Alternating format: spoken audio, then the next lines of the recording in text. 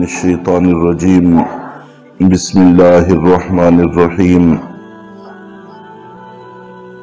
وما يضل بها الا الفاسقین،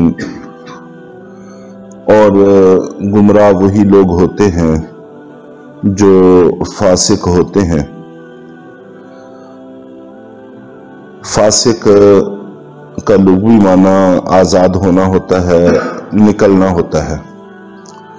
چنانچہ عربوں کے محاورات میں جب خوشہ اپنے چھلکے کو پھاڑ کر آزاد ہوتا ہے، باہر نکلتا ہے، یا کوئی پھول اپنے اوپر کے خول کو پھاڑ کر کھلتا ہے، تو اس کے لیے فسقت کا لفظ استعمال کرتے ہیں کہ خوشہ نکل آیا، وہ بھی اپنے چھلکے سے آزاد ہو جاتا ہے۔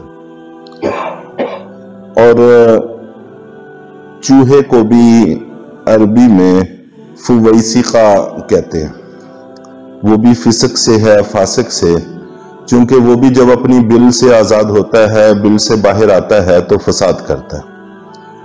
تو اسی طرح یہاں پر بھی فسق آزاد ہونے کے معنی میں ہے۔ چنانچہ کافر کو اس لیے فاسق کہتے ہیں کہ وہ اللہ کی اطاعت سے نکل جاتا ہے، اللہ کے حکموں سے نکل جاتا ہے، اطاعت نہیں کرتا۔ اور کافر کا فسق اطاعت سے نکلنا وہ نظریات اور عقائد کے اعتبار سے ہوتا ہے، عقیدتاً وہ اللہ کے احکام کو مانتا ہی نہیں ہے۔ بخلاف عام مومن اور مسلمانوں کے، یہ اگر گناہ کرتے ہیں تو یہ عقیدے کے اعتبار سے تو اگرچہ اطاعت سے نہیں نکلتے، لیکن عملی اعتبار سے اطاعت سے نکلتے ہیں، عمل میں کوتاہی کرتے ہیں، جو کرنے کا اللہ نے حکم دیا ہے وہ نہیں کرتے، تو عملی اعتبار سے ان کا فسق ہے۔ اور مفسرین محدثین کے ہاں عام طور پر جو فاسق کی تعریف کی جاتی ہے وہ انہی گناہگار مسلمانوں کی جاتی ہے۔ اور قرآن پاک میں کثرت سے فاسق کا لفظ کفار کے لیے استعمال ہوا ہے۔ چنانچہ محدثین جو تعریف کرتے ہیں فاسق کی، وہ یہ ہے کہ فاسق ایسے شخص کو کہتے ہیں جو کبیرہ گناہ کرتا ہے، یا پھر وہ صغیرہ گناہ بار بار کرتا ہے، تو ایسے شخص کو فاسق کہا جاتا ہے۔ اور اس سے بھی ایک اگلا درجہ ہے کہ کھلم کھلا اعلانیہ جرت کے ساتھ گناہ کرنا، ایسے شخص کو فاجر کہا جاتا ہے۔ تو بہرحال بخاری شریف میں ہے کہ اللہ تعالیٰ سب گناہگاروں کو معاف کر دیں گے، لیکن کھلم کھلا اعلانیہ گناہ کرنے والوں کو معاف نہیں کریں گے۔ تو اپنے معاملات کا جائزہ لیتے رہنا چاہیے۔ خدا نخواستہ اگر ہمارے اندر کوئی ایسا گناہ پایا جا رہا ہے، کبیرہ گناہ جو اعلانیہ کے زمرے میں آتا ہے، تو اس سے گریز کرنے کی کوشش کرنی چاہیے، چھوڑنے کی کوشش کرنی چاہیے۔ بخاری اور مسلم شریف میں ہی اللہ کے نبی صلی اللہ علیہ وسلم نے 5 جانوروں کو بھی فاسق قرار دیا ہے۔ نمبر 1 کوا، نمبر 2 چیل، اور نمبر 3 بچھو، اور نمبر 4 چوہا، اور نمبر 5 کالا کتا۔ ان 5 جانوروں کو فاسق قرار دیا ہے۔ تو ویسے تو حرم میں کسی جانور کا شکار کرنا جائز نہیں ہے، لیکن یہ 5 ایسے ہیں کہ حرم بھی ان کو تحفظ فراہم نہیں کرتا۔ آپ کا فرمان ہے کہ جہاں ان کو دیکھو ان کو مار دو۔ باقی احکام اپنی جگہ، لیکن نبی پاک صلی اللہ علیہ وسلم نے ان 5 جانوروں کو فاسق قرار دیا ہے۔ عام طور پر آپ حضرات نے ممکن ہے کسی وقت یہ بحث سنی ہو، سننے کا اتفاق ہوا ہو کوے کے حوالے سے کہ کوا حلال ہے یا حرام ہے۔ حرام پرندوں کی اور حلال پرندوں کی جو ایک تعریف کی جاتی ہے عمومی طور پر، جو قرآن و حدیث سے سمجھ میں آتی ہے، وہ یہی ہے کہ جو پنجوں سے شکار کرتے ہیں، اڑتے ہوئے بھی اپنے پنجوں سے شکار کرتے ہیں، इनको ये परिंदे हराम हैं और जो पंजों से शिकार नहीं करते वो हराम नहीं होते। तो कौवे के हवाले से शुबा पैदा हो जाता है। तो जरूरी नहीं है कि एक हदीस मुबारका में हराम जानवरों की जद में एक जानवर अगर ना आता हो तो वो दूसरी किसी जगह से अगर उसकी हुर्मत साबित हो जाती है तो मामला फिर भी वही है। तो चुनाचे इस हदीस में इसको फासिक करार दिया और इसको मारने का हुक्म दिया, तो इसकी हुर्मत के लिए ये हदीस भी काफी है। तो बहरहाल आगे फिर फासिकों के बारे में बताया है कि फासिक कौन लोग हैं। 3 बातें अल्लाह ताला ने इरशाद फरमाई हैं।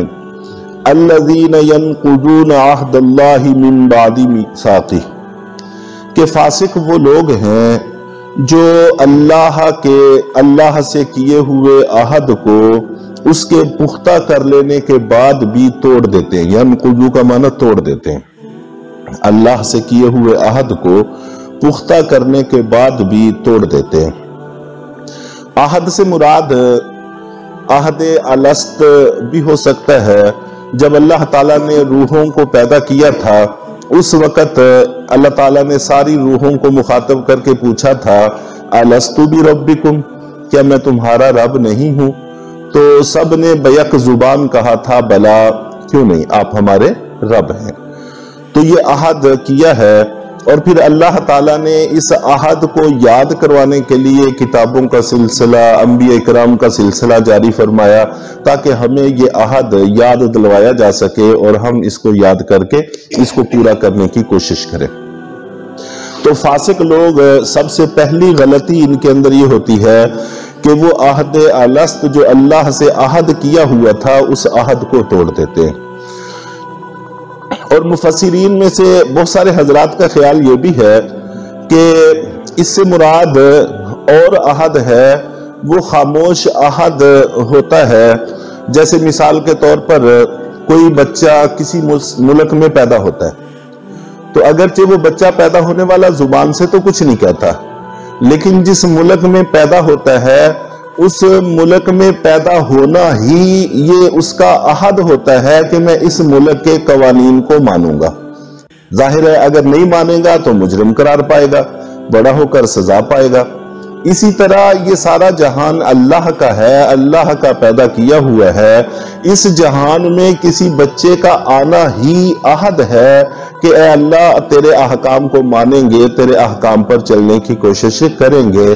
तो ऐन मुमकिन है कि दोनों ही हो।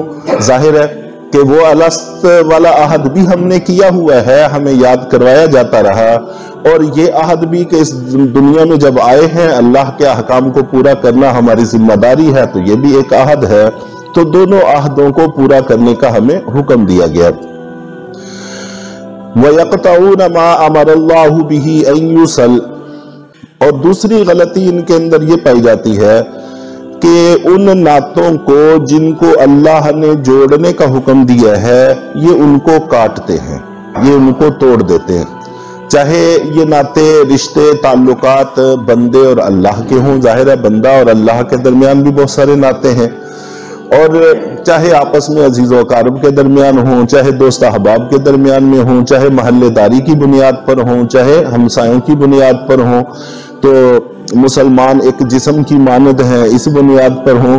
तो बहरहाल जितने भी ताल्लुकात और नाते हैं जिनको अल्लाह ने जोड़ने का हुक्म दिया है ये तोड़ते हैं, तो ऐसे लोग फासिक होते हैं।